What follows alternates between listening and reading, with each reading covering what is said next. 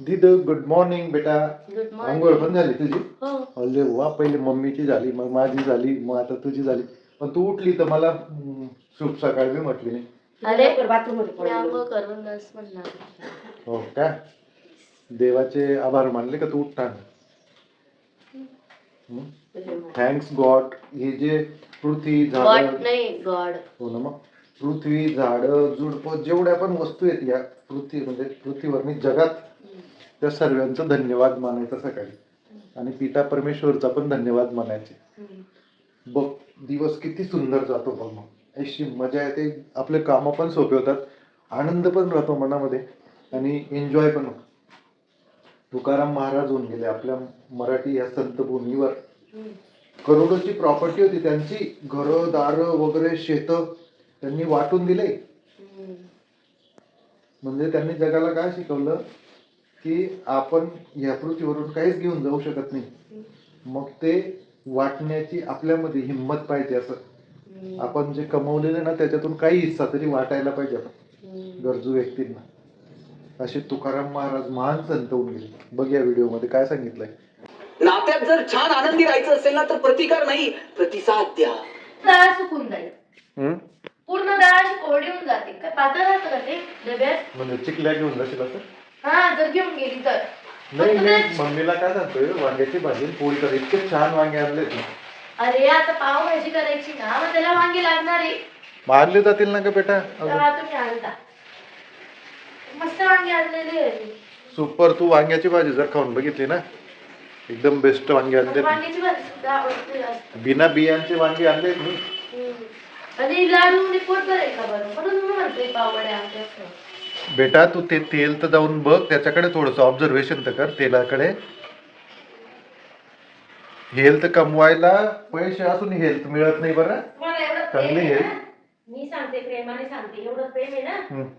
युट्यूबचा income पटकन चालू झाला की पहिले मुलाचं सेटिंग करा. माझा मुलगा रोजचं बाहेरचं खातो, एवढी काळजी ना तुम्हाला?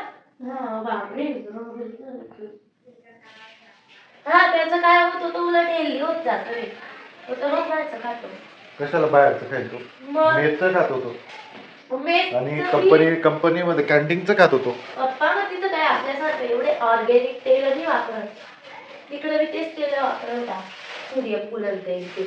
अरे पण फ्रेश राहतं जेवण. मेस मध्ये जेवण फ्रेश राहतं घरगुती. कौतुक करा तुमच्या मुलांचं. आणि मुलं एकांतात असतील तेव्हा त्यांच्या चुका सांगा. आपण पाहुणे आले का मग म्हणतो पूर्ण एकदम बावळट आहे हो.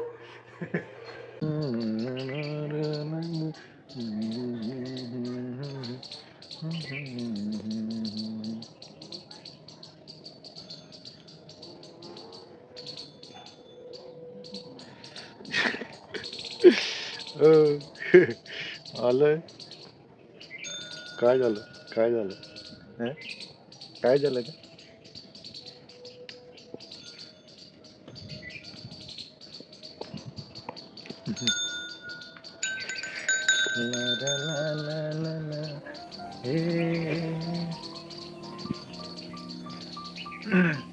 कोने कहते हैं भगवान आते नहीं, शबरी के जैसे बुलाते नहीं. कोने कहते हैं भगवान आते नहीं, शबरी के जैसे बुलाते नहीं. अच्युतं केशवं कृष्ण दामोदरं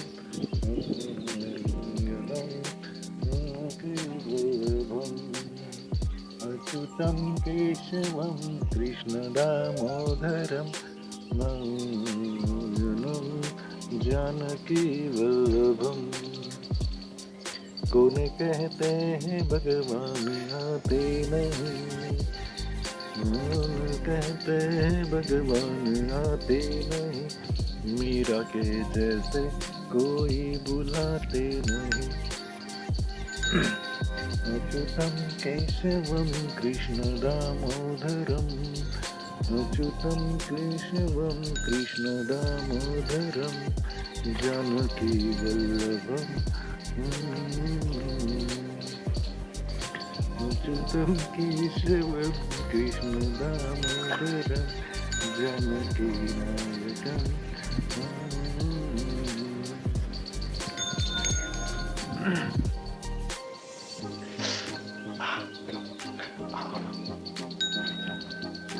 कहते हैं भगवान आते नहीं.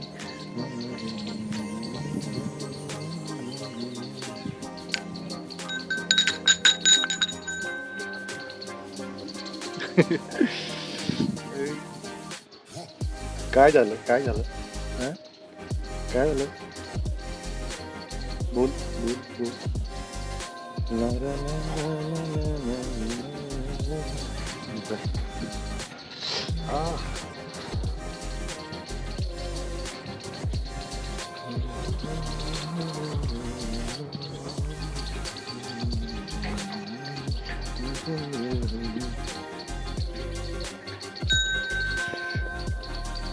काय पाहिजे काय तुला हं?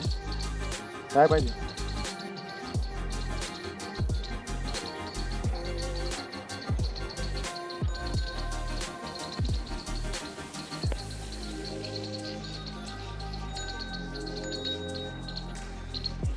अच्युतम केशवम कृष्ण दामोदरम जानकी चंद्र हरी.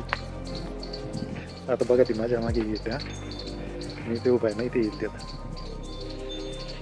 आली बघा आली आली आली आली. करमत नाही का तुला एकटीला काय